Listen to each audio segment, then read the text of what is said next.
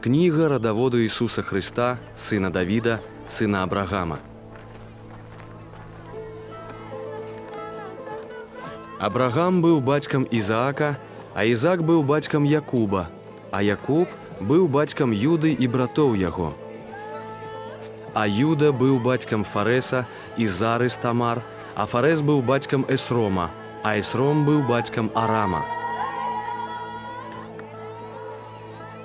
А Арам быў бацькам Амінадаба, а Амінадаб быў бацькам Наасона, а Наасон быў бацькам Салмона. А Салмон быў бацькам Боаза з Рагабы, а Боаз быў бацькам Абеда з Руты, а Абед быў бацькам Ясея.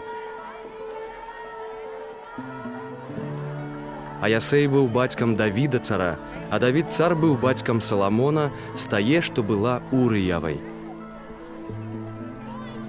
А Саламон быў бацькам Рехбаама, а Рехбаам быў бацькам Абіяма, а Абіям быў бацькам Асы. А Аса быў бацькам Язафата, а Язафат быў бацькам Ярама, а Ярам быў бацькам Озіі.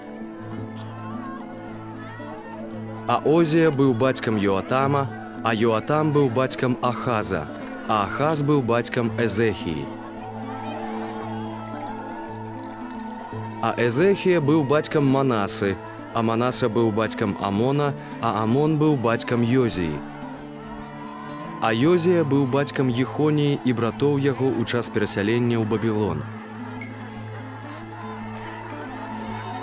А па перасяленні ў Бабілон Ехонія быў бацькам Салатыэля, а Салатыэль быў бацькам Зарабабэля. А Зарабабель быў бацькам Абіюда, а Абіюд быў бацькам Эліяхіма, а Эліяхім быў бацькам Азора. А Азор быў бацькам Садока, а Садок быў бацькам Ахіма, а Ахім быў бацькам Эліюда. А Эліюд быў бацькам Эліязара, а Эліязар быў бацькам Матана, а Матан быў бацькам Якуба. А Якуб быў бацькам Язэпа, мужа Марыі, з якой нарадзіўся Ісус, што завецца Хрыстос.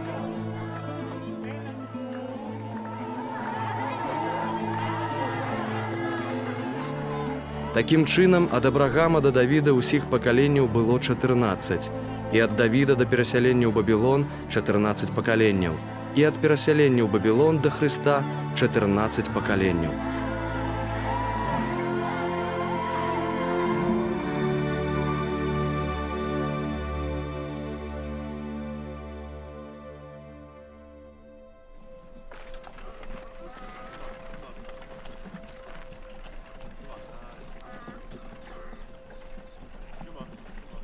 Нараджэнне ж Ісуса Хрыста было такім.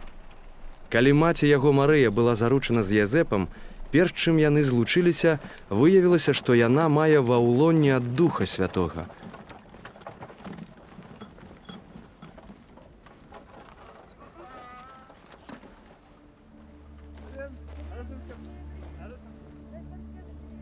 Язэп жа, яе муж, паколькі быў справядлівы і не хацеў яе зняславіць, надумаўся тайком адпусціць яе.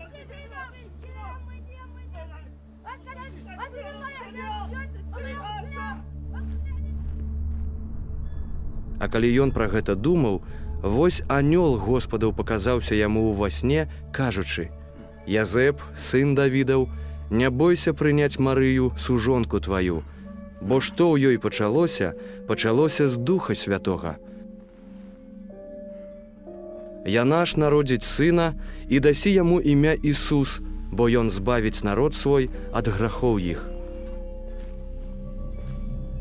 А ўсё гэта сталася, каб збылося тое, што сказана было Господам праз прарока, які казаў: «Вось жа дзева панясе ва ўлонні і народзіць сына, і назавуць імя яго Імануэль, што значыць Бог з намі».